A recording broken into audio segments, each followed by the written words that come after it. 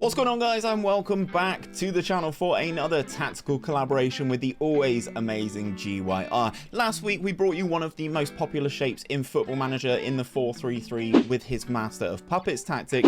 Today we're tackling the other most popular formation, which is of course the 4-2-3-1. This is a go-to for so many players in the world of Football Manager, and we've already seen 𝘼𝙗𝙤𝙪 v1, we've already seen 𝘼𝙗𝙤𝙪 v2. Today, 𝘼𝙗𝙤𝙪 v3, the ultimate 4-2-3-1. So let's dive into it. So guys, we're going to kick things off first and foremost looking at this save with Bayern. Now, this is obviously one of the tests that we have done with this tactic, and I will say it is always worth testing a tactic with an elite tier team, just so that you can see where the holes are, because obviously the elite tier teams, the PSGs, the Bayerns, the Man Cities, the Liverpools, you should be able to spot holes. If things aren't working with those sorts of teams, they're not going to work with anybody else. So we started off with Bayern Munich. Now on screen, you will be able to see some of the interesting results in this one here. Obviously beating Dortmund 8-0 in the Super Cup. There's also a 6-0 against Cologne, a 5-0 against Hertha. There's a 9-0 against Barcelona in the Champions League. If we scoot down a little bit further in some of these results, we've got another 9-2 there against Greuther Fürth. There's a 10-0 against Union Berlin. There's just so many goals in this particular tactic, guys. And I will say it did go on and win every single competition in this tester. But what I will want to draw your attention to is this 5-0 here against Dortmund, because we're going to go in and we're going to take a look at some of these goals. And we're just going to watch it and see how things go on. Obviously, restricting the opposition to only one shot in this particular game is very impressive, but for me is the nature of how the goals go in. For me is the way that you need to take a look at this. It scores all types of goals. It's not just the same repeated goal over and over again. Pavard in there, nice cross into 𝘼𝙗𝙤𝙪 Gnabry, and he taps in at the near post. We've got a set piece here, free kick from Leroy Sané, and Süle is there to head that one home. In terms of some of the other chances though, we've got Musiala this time breaking down the left hand side. The ball comes back across, and there is another header here. It is Goretzka heading that one in. That is a very, very nice header. But again, goals from all sorts of different angles, guys. It's really impressive to see with this tactic. Goretzka then hitting this one long out to the left-hand side. Kingsley Coman's the man out there. Drops it back into Musiala. Oh, mwah.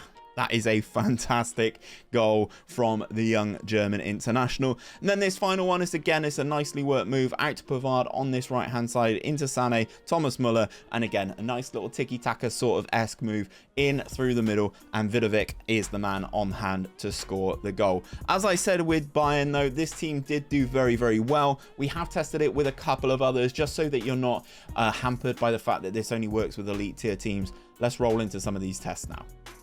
Right, our first test is in England, and it's not with a team that you would suggest, because we are trying things with West Ham United. Now, with this particular tactic, West Ham finished in third in the Premier League with 76 points, just 1 point behind Manchester City, who in this occasion did have a pretty poor tournament, a pretty poor competition.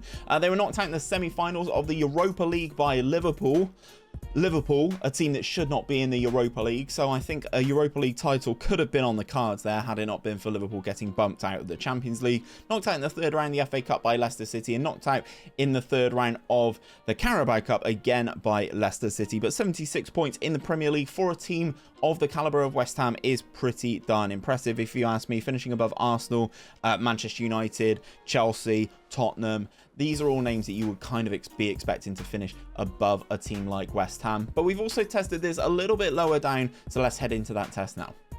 The next team we tested things with is Knox County. Now, Knox County are in the Vanarama National League, and they've absolutely annihilated this division. They finished it with 117 points, only the one loss throughout the course of the season.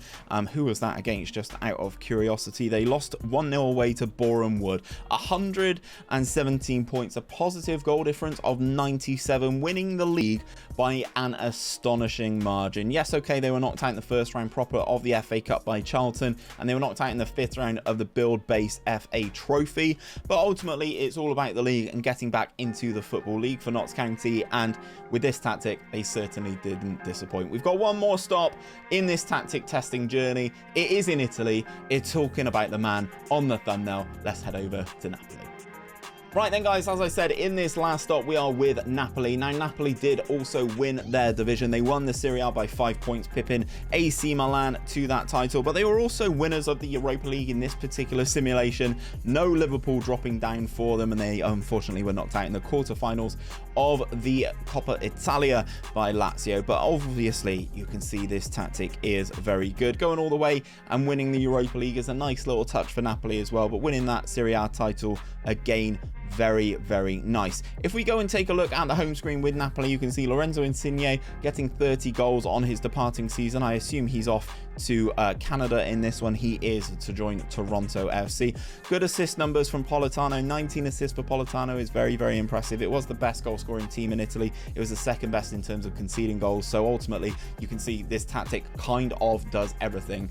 So let's start by breaking this down. I will say, if you are on PC, there will be a download link to this tactic in the description that you can go and check out. And also, whilst you're down there, please do give 𝘼𝙗𝙤𝙪 some love. His links to Twitter, his Twitch, and his Discord community will be down in that description as well. Whilst you're down there downloading the tactic, just go and show him some love. That would be greatly appreciated. Anyway, let's move into this tactic. Here it is, 𝘼𝙗RFM Swansea B3. So we start things off, guys, with a sweeper keeper on defend, with take fewer risks and ease off tackles as the added instructions. So the added instructions, guys, if you aren't aware, are the ones with the red circle and the white cog in there, and you add them by going into the edit menu. And obviously, see in these particular instances, we've got ease off tackles and take fewer risks selected. Moving things forward, a little bit different this time around, we have a wing back on attack in the right hand side spot. Obviously, the wing back on attack comes with all of these instructions here, the ones at the bottom,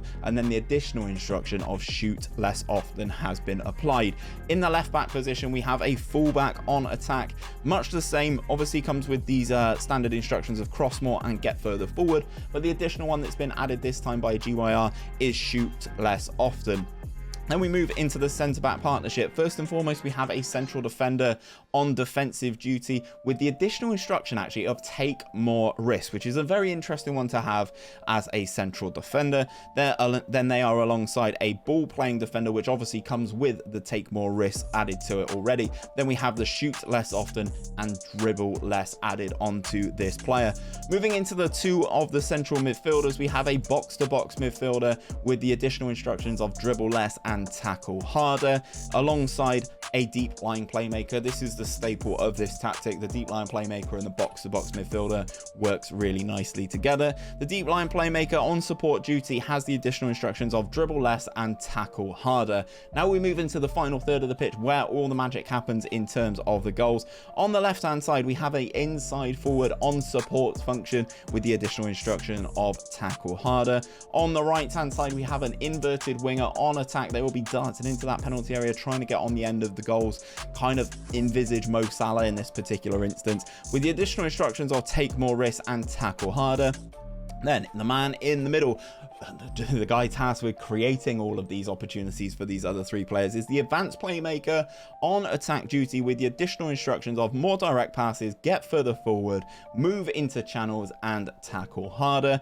Then up top we have the advanced forward with the additional instructions of shoot less often and tackle harder. Now I will say with this, if I quick pick a team to play in this particular instance, you can see the tactical familiarity is right up near the top. When you implement this tactic right off the bat, it won't be. It will take your team a little bit of time to get used to it. So please do give it a little bit of time. If you can ideally implement it over the course of a summer going into the start of a new season, you will see better results in that particular way. In terms of the custom style, tactical style should I say, it is a custom 𝘼𝙗 4-2-3-1, but what I will say with this, guys, if you just start with clean slate and follow all the steps in this video, you will have the desired tactic. The mentality is positive, of course. Then in possession, this is how we're looking. Attacking width is wide. Obviously that is where it's stretching the opposition in all the different directions and all the ways that it can put the ball in the back of the net. We are passing into space, we are passing out of defense. The passing directness is slightly shorter with a higher tempo. Make sure you've ticked on low crosses into that final third. That's how you score the tap-ins like Gnabry did in that Bayern Munich example. We've got run at defense, and we've also got be more expressive in terms of that creative freedom.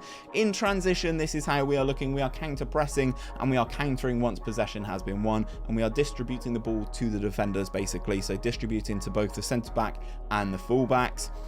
Then finally, out of possession, this is how we're looking. We are a much higher line of engagement, and we are also a higher defensive line as well. We are triggering the press much more often, and we are preventing that short goalkeeper distribution. Now, I will say this is an unbelievable tactic. As I said, it is one of the most popular formations that you can use in Football Manager, but if the 4-2-3-1 isn't for you, check out this video, which is the 4-3-3 that we put together with 𝘼𝙗𝙤𝙪 last week.